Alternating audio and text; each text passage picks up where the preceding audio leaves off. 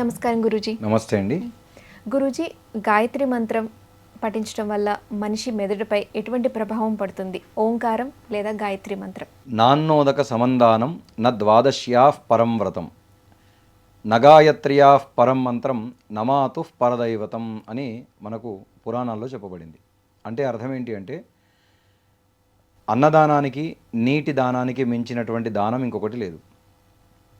ద్వాదశి వ్రతాన్ని మించినటువంటి వ్రతం మరొకటి లేదు. వేదాలన్నింట్లలో కూడా గాయత్రి మంత్రాన్ని మించినటువంటి మంత్రం ఇంకొకటి లేదు. తల్లిని మించినటువంటి దైవం మరొకటి లేదు. అట్లా కానీ ప్రతి ఒక్కరూ వైదికపరమైనటువంటి గాయత్రి మంత్రం చదవడానికి అర్హత లేదు. ఎందుకంటే దానికి ఎన్నో నియమ నిబంధనలు ఉంటాయి. అవన్నీ పాటించేటువంటి వారు గాయత్రి మంత్రాన్ని వైదికంగా చదువుకోవచ్చు.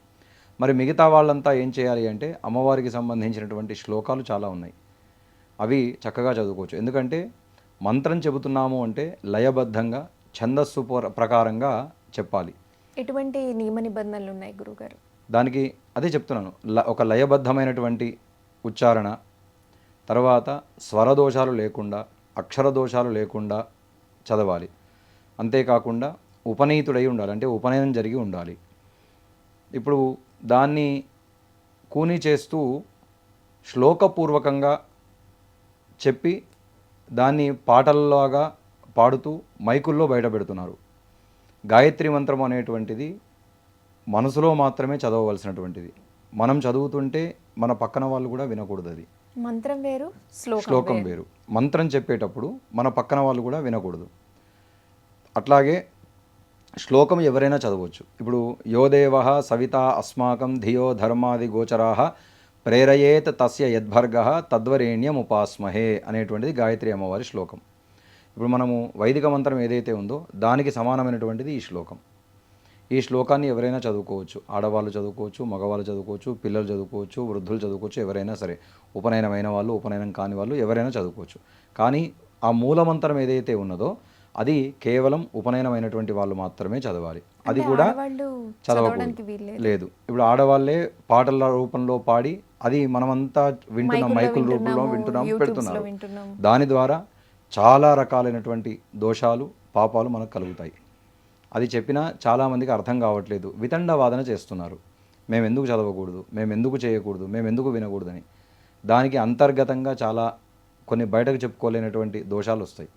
అవి రాకుండా ఉండాలని ఈ మాట చెప్పడం. అట్లాగే తల్లిని మించినటువంటి దైవం లేదు. మొట్టమొదలు తల్లిని ఆరాధించకుండా, తల్లిని పూజించకుండా, తల్లిని ప్రేమించకుండా ఎన్ని దేవతలను పూజించినా, ఎన్ని తీర్థయాత్రలు చేసినా, ఎన్ని యజ్ఞయాగాది క్రతువులు చేసినా నిష్ఫలమే అవుతుంది.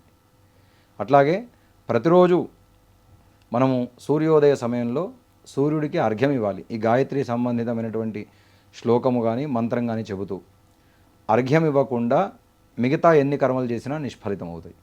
సూర్యోదయ సూర్యాస్తమయ సమయాలలో పడుకొని ఉండకూడదు. ఓంకారం, అకార ఉకార మకారాలు కలిపితే ఓంకారం అవుతుంది. అది ఇందాక మనం చెప్పుకున్నట్టుగా ధ్యానం చేసేటువంటి సమయంలో చక్కగా ముద్రలో ఉండి కూర్చొని పద్మాసనం వేసుకొని ఆ ఓంకారాన్ని దీర్ఘకాలికంగా మన శ్వాస ఎంతసేపు నిలుపుకోగలుగుతామో, ఎంతసేపు తీసుకోగలుగుతామో అంతసేపు ఆ ఓంకారాన్ని చదువుతూ మనం ధ్యానం చేయడం ద్వారా మనకు ఉన్నటువంటి నెగిటివ్ వైబ్రేషన్స్ అన్నీ కూడా తొలగిపోతాయి. మనం పాజిటివ్ అవుతాము. ముఖ్యంగా మన బుద్ధి స్థిరత్వం అవుతుంది. చంచల స్వభావం ఉన్న వాళ్ళు ఇది చేసుకోవడం ద్వారా చాలా మంచిగా మారేటువంటి అవకాశం. ఓంకారం ఎవరైనా స్మరించవచ్చు, ఎవరైనా చేసుకోవచ్చు. అయితే గాయత్రి మంత్రం గురించి ఇందాక చెప్పారు. కేవలం గాయత్రి మంత్రమైన గురూజీ, లేదా ఏ మంత్రాలని కూడా మనం బయటకి చదవడం, లేదా ఉపనయనమైన వారే చదవాలా మంత్రాలు? మంత్రము అనేటువంటిది ఉపనయనమైన వాళ్ళు మాత్రమే చదవాలి. తర్వాత బయటకి చదివేటువంటి మంత్రాలు కొన్ని ఉంటాయి. మంద్రస్వరము, మధ్యస్వరము, ఉచ్చస్వరము అని 3 రకాల వాయిస్లు ఉంటాయి. అంటే బేసిక్ వాయిస్, కొంచెం హై వాయిస్, ఇంకా హై వోల్టేజ్గా ఉంటుంది కదా. ఇట్లా చెప్పేటువంటి మంత్రాలు ఉంటాయి. అది ఆ సమయాన్ని బట్టి మాత్రమే చేసుకోవాలి. ఉదయం పూట చెప్పేటప్పుడు మంద్రస్వరంతో చెప్పాలి. ఇప్పుడు నేను ఎట్లా మాట్లాడుతున్నానో అంతకన్నా తక్కువ స్వరంతో చెప్పాలి. తర్వాత మధ్యాహ్నం వచ్చేసరికి కొంచెం ఇప్పుడు మనం మాట్లాడుతున్న దానికంటే కొద్దిగా హెచ్చుగా చెప్పాలి. ప్రదోష సమయంలో వచ్చేసరికి అది తృతీయ సవనము అంటారు. ఆ సమయాన్ని ఆ సమయంలో చాలా హై పిచ్లో చెప్పాలి.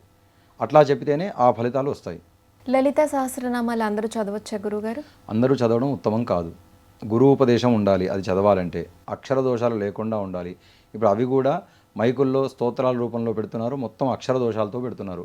దాంట్లో ఉన్న ఛందస్సు తీసేస్తున్నారు. ఆ రాగం తీసేస్తున్నారు. మనకు దాంట్లో పాటలాగా రావడానికి ఒక రాగం రావడం కోసం దీర్ఘం లేని చోట దీర్ఘం కలుపుతున్నారు. దీర్ఘం ఉన్న చోట తీసేస్తున్నారు. ఒత్తులున్న చోట పలకట్లేదు. లేని చోట పలుకుతున్నారు. దాని ద్వారా చదవకపోతే దోషం రాదు. కానీ ఇట్లా తప్పులు జరిగితే ఎక్కువ దోషాలు వస్తాయి. అది కేవలం లలితా సహస్రనామమే కాదు. మనం శుక్లాంబరధరం శ్లోకం చదివినా సరే అక్షర స్పష్టతతో చదవాలి. అట్లా చదివితే ఏమవుతుంది అంటే మనం చదివేటువంటి చదువులోనే కాకుండా మనం మాట్లాడే మాటలో కూడా అక్షర స్పష్టత ఉండాలి. అప్పుడు ఏమవుతుందంటే మనం ఒక మాట మాట్లాడుతుంటే సరస్వతి అమ్మవారిని బయటికి పంపుతున్నట్టు. వాక్కు రూపంలో సరస్వతి ఉంటుంది. వాగ్గోయి సరస్వతి అంటారు. అంటే సరస్వతి ఎట్లా ఉంటుందంటే వాక్కు రూపంలో ఉంటుంది. వాక్కు అంటే మనకు మంత్రమే కాదు కదా, మనం మాట్లాడే ప్రతి మాట వాక్కుయే. కాబట్టి దానిని ఒక కూని చేసినట్టుగా కాకుండా, నిర్లక్ష్యంగా కాకుండా శ్రద్ధతోటి స్పష్టతతోటి మాట్లాడాలి. అప్పుడు అక్షరం పలికినటువంటి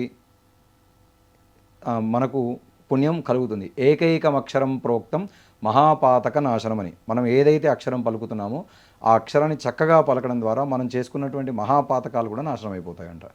అట్లాగే ఈ స్తోత్రాలు కూడా మనము చక్కగా వినడం ద్వారా, చదవడం ద్వారా మనం చేసుకున్నటువంటి పాపాలను కూడా తొలగిపోతాయి. ఆరోగ్యం బాగా ఉంటుంది.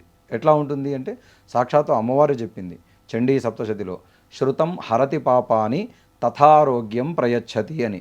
ఇది చదివితే, ఇది వింటే ఏమొస్తుంది అంటే పాపాలన్నీ తొలగిపోతాయి, చక్కటి ఆరోగ్యం కలుగుతుంది అని చెప్పి మనకు తెలుపుతుంది. అయితే గురూజీ, ఇప్పుడు మంత్రాలు చదివేటప్పుడు మీరన్నారు అక్షర దోషాలు ఉంటాయి. దీనివల్ల ఎటువంటి దోషాలు వస్తాయి గురుగారు? ఇప్పుడు మహాపాతకాలు చక్కగా చదివితే, చక్కగా వింటే ఎట్లా పోతాయో, ఇవన్నీ లయబద్ధం లేకుండా, స్వరాలతో లేకుండా, స్పష్టతతో లేకుండా చేస్తే అటువంటి మహాపాతకాలన్నీ కూడా మనకి మళ్ళీ చుట్టుకుంటాయి. దాని ద్వారా అనారోగ్య సమస్యలు రావచ్చు, కుటుంబ కలహాలు రావచ్చు, ఇటువంటి సంబంధితమైనవి ఏవైనా వస్తాయి. మన జీవితంలో అభివృద్ధి లేకపోవడము, చాలా రకాలు ఉంటాయి ఇంకా దాంట్లో. అంటే వారు ఆ దోషాలని లేకుండా చదవాలి అంటే ఎలా గురువుగారు? స్పష్టతతో చదవాలి. అక్షర దోషం అంటే లేకుండా మీరు చెప్పారు గురుముఖత. పాట కోసం రాగం దీర్ఘం లేని చోట దీర్ఘం పెడుతున్నారు అని చెప్పి. అలాంటప్పుడు మనం పుస్తకంలో చూసి పుస్తకంలో చూసి చదివితే కూడా రాదు. పుస్తకంలో ప్రింటింగ్ అన్ని చోట్ల కరెక్ట్గా ఉంటుందని కూడా చెప్పలేం కదా, ప్రింటింగ్ మిస్టేక్స్ ఉంటుండొచ్చు. అందుకే చక్కటి గురువుని ఎన్నుకోవాలి.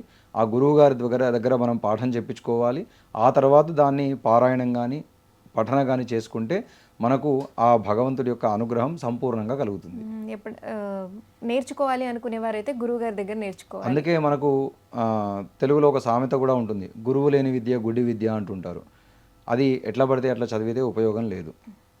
పుస్తకాల్లోనో కేవలం పుస్తకం చదివితే ఆ పుస్తకంలో ఏవైతే తప్పులు ఉన్నాయో ఆ తప్పులన్నీ మనకు వస్తాయి. మనకు రావడం ద్వారా అవే చదవగలుగుతాం. అవే చదవడం ద్వారా మళ్ళీ కొత్త దోషం చేసుకున్న వాళ్ళం అవుతాం.